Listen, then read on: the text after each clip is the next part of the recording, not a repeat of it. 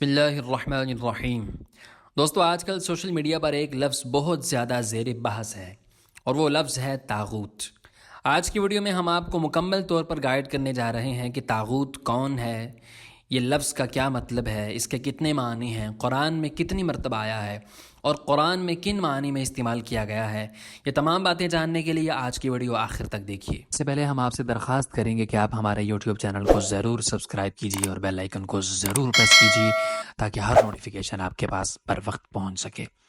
دوستو، طاغوت عربی زبان کا لفظ ہے۔ اس کے بہت ساری معنی ہیں، جن میں سے بت، جادو، جادوگر، گمراہوں کا سردار، ابلیس، سرکش، دیو اور کاہن۔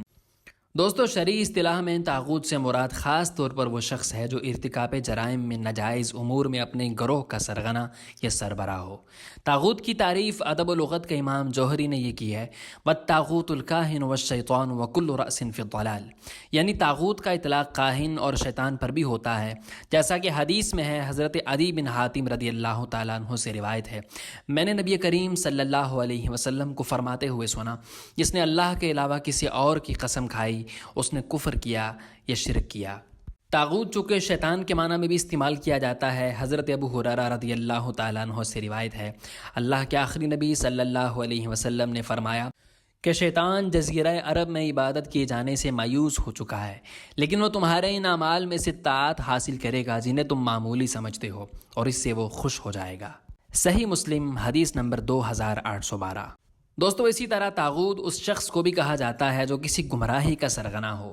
طاغوت لغت کے اعتبار سے لفظ طغیہ سے نکلا ہوا کلمہ ہے۔ اس کا معنی حد سے بڑھ جانا، سرکشی کرنا۔ ائمہ اہل سنت والجماعت کی تفسیروں کے مطابق طاغوت کا اطلاق ہر چھوٹے معبود شیاطین پر بھی ہوتا ہے، یعنی طاغوت اللہ کے علاوہ اس بت یا شیطان کو کہا جاتا ہے جس کی معبود برحق کے علاوہ عبادت اور پیروی کی جا سکے۔ معنی یہ ہے کہ ایمان کے لیے طاغوت پر رد اور اس کا انکار لازم اور شرط ہے۔ یہ مفہوم کلمہ طیبہ لا الہ الا اللہ محمد الرسول اللہ پڑھتے ہوئے ادا ہو جاتا ہے۔ دوستو، آئیے اب ہم آپ کو بتاتے ہیں کہ قرآن کریم میں یہ کہاں کہاں استعمال ہوا ہے اور کن کن معنی میں استعمال ہوا ہے۔ قرآن کریم کی سورہ الحاقہ کی آیت نمبر 11 کے اندر لفظ طاغوت کو استعمال کیا گیا۔ اسی طرح سورہ طٰہٰ کی آیت نمبر 43 کے اندر طاغوت کو استعمال کیا گیا۔ آپ اگر سورہ بقرہ اور سورہ نحل کی ان آیات کو دیکھیں گے تو یہ واضح ہو جائے گا کہ طاغوت کا انکار کرنا اور اس کی دعوت سے بیزاری اختیار کرنا ضروری ہے۔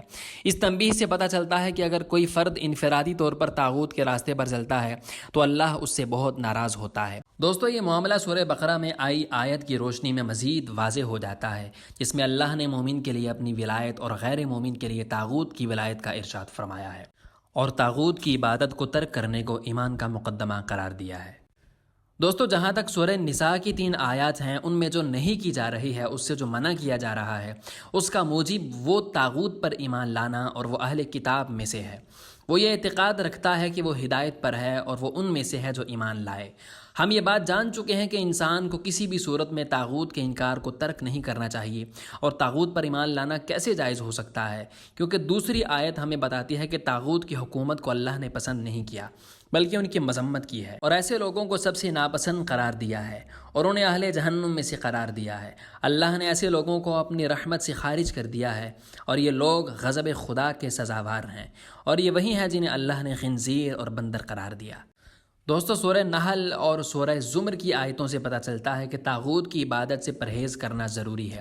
ان میں اللہ تعالیٰ نے ارشاد فرمایا کہ ہم نے رسول بھیجے ہیں کہ وہ لوگوں کو یہ پیغام دے دیں کہ صرف اور صرف اللہ کی عبادت کی جائے اور طاغوت کی عبادت سے پرہیز کیا جائے۔ اس تبلیغ کے بعد کچھ لوگوں نے اطاعت اور فرما برداری کا راستہ اختیار کیا اور اللہ کی عبادت کی، اور کچھ لوگوں نے نافرمانی کی اور ضلالت اور گمراہی کا راستہ اختیار کیا، کیونکہ اللہ نے جھٹلانے والوں کو جو عاقبت قرار دی ہے وہ قابل تعریف نہیں ہے، اور ان لوگوں کی تعریف کی ہے جنہوں نے طاغوت سے اجتناب یعنی دوری اختیار کی ہے۔ اس کی عبادت سے رکے، ان کے لیے عاقبت حسنہ ہے، یعنی ان کی آخرت بہت بہتر ہے۔ دوستو، ہم نے قرآن کی مختلف جگہوں سے 8 آیات کی روشنی میں طاغوت کے مفہوم کو واضح کیا ہے۔ ہم امید کرتے ہیں کہ یہ ساری انفارمیٹیو ویڈیو دیکھنے کے بعد آپ کے ذہن میں طاغوت کا مکمل مفہوم واضح ہو جائے گا، اور آپ مزید اس بحث میں پڑھنے سے گریز کریں گے اور آپ اللہ کی اطاعت میں اپنے آپ کو مزید ایکٹیو کر لیں گے۔ اگر آپ نے چینل کو سبسکرائب نہیں کیا تو بھی سبسکرائب کیجیے اور بیل آئیکن کو ضرور پریس کیجیے تاکہ ہر نوٹیفیکیشن آپ کے پاس بر وقت پہنچ سکے۔